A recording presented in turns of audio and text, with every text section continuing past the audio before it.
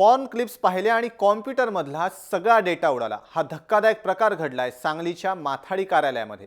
माथाडी कार्यालयातला एक कर्मचारी porn clips पाहत असल्यानं हा सगळा प्रकार घडलाय।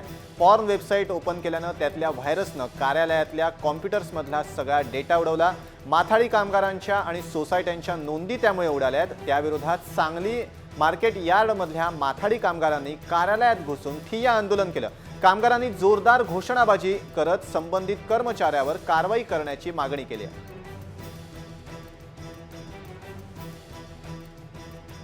कर्मचाऱ्यांनी या ठिकाणी असलेल्या कॉम्प्युटरचा आणि इंटरनेटचा गैरवापर करून या ठिकाणी पॉर्न वेबसाईट ओपन केली आणि ह्याच्यामुळे जो काही व्हायरस आला त्यामध्ये संपूर्ण ऑगस्ट महिन्याचं हमालांचं जवळजवळ 5,000 हमालांचं महिन्याचं रेकॉर्ड संपूर्ण पगार आम्हाला मिळालेला आहे, परंतु जे इतर रेकॉर्ड राहायला पाहिजे त्या 30% लेवीच्या विगतवारीप्रमाणे त्यामध्ये फंड, ग्रॅच्युटी, बोनस, रजेचा पगार, सुट्टीचा पगार, बोनस आणि इतर काही देय रक्कम आहेत त्याची विगतवारी जी असते ती विगतवारी उडली गेलेली होती त्या व्हायरसमुळे।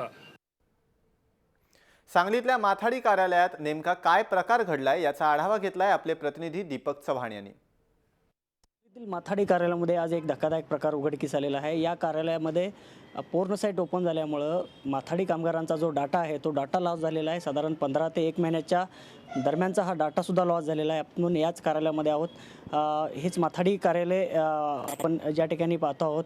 या माथाडी कार्यालयामध्ये आज काही हमाल माथाडी आणि त्यांच्या सर्व संघटनांनी गोंधळसुद्धा घातला, आंदोलनसुद्धा केलं आणि या सगळ्या गंभीर प्रकारानंतर अद्यापही या कार्यालयाचे अधिकारी बोलायला तयार नाही आहेत, कारण वरिष्ठ या ठिकाणी दाखल होणार आहेत। वरिष्ठ दाखल झाल्यानंतर नेमका काय प्रकार घडला, नेमका कुठल्या संगणकाला व्हायरस आला आणि कशामुळे या नोंदी उडाल्या याबाबतची चौकशी आता सुरू केली जाणार आहे।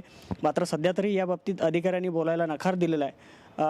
कामगार संघटना असतील, हमाल माथाडी संघटना असतील यांनी स्पष्टपणे आरोप केलेला आहे की पूर्ण साईट ओपन केल्यामुळे यातील व्हायरस हा इतर सर्व कॉम्प्युटरला आला आणि त्यामुळं या संगणकामध्ये जो काही कामगारांचा डाटा होता तो डाटा नष्ट झालेला आहे आणि याबाबतीत या घटनेची गंभीर दखल माथाडी कामगार कार्यालयाने घेतलेली आहे।